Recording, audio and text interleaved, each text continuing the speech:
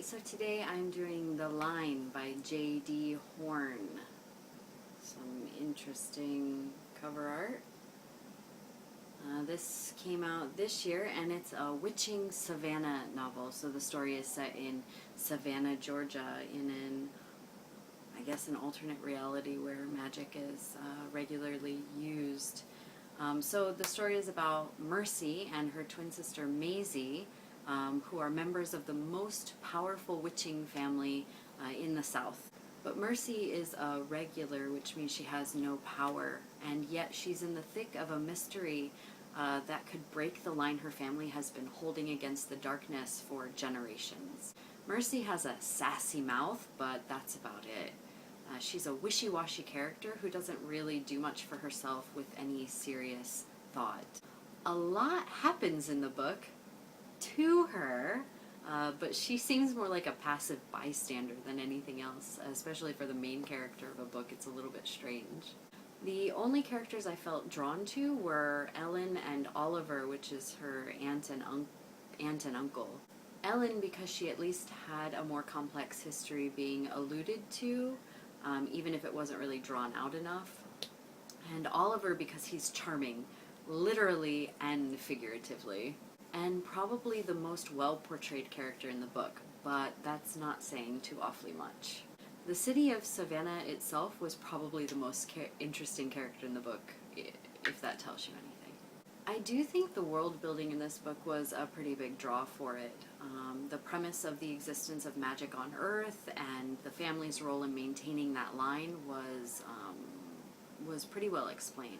Ellen's and Oliver's issues mostly made sense, but most of the other problems that showed up in the book were like out of left field and had little to no support. Unfortunately, there was so much more about this book that I didn't like than I did like. It had flat characters, unbelievable plot developments, and a lot of character issues. And look, I'm not really all over feminism, and I realize that this is the South, but if one more man pushed Mercy casually behind him to take care of the problem, and she just let him, I was going to scream. Also, this is a bit spoilerish, so skip ahead a bit if you care, but the issues Mercy has with her boyfriend that involve him deceiving her in a rape-like use of magic that leaves her pregnant with his child are way too simplistic. She goes on and on about how he betrayed her, but she'll keep him in her life for the sake of the baby. And then after a time she decides, well, I guess I'll date him for the baby.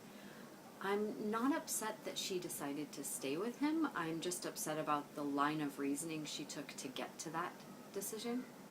So The Line is one of a series, but I have zero interest in continuing the series. If you want a good urban fantasy, I would recommend anything by like Ilona Andrews. Actually, that's about the extent of my urban fantasy knowledge, so yes, go with Ilona Andrews. But yes, probably this is definitely meant for adults. It's romance slash magic slash WTF, pretty much. That was my whole reaction to this book, so my recommendation is probably skip it. Anyway, if you've read this and you like it and you totally disagree with me, please feel free to let me know, because I would love to see what other people find interesting about it. And if you read it and you hate it, feel free to vent here. So I'm interested. Alright, anyways, see you next time.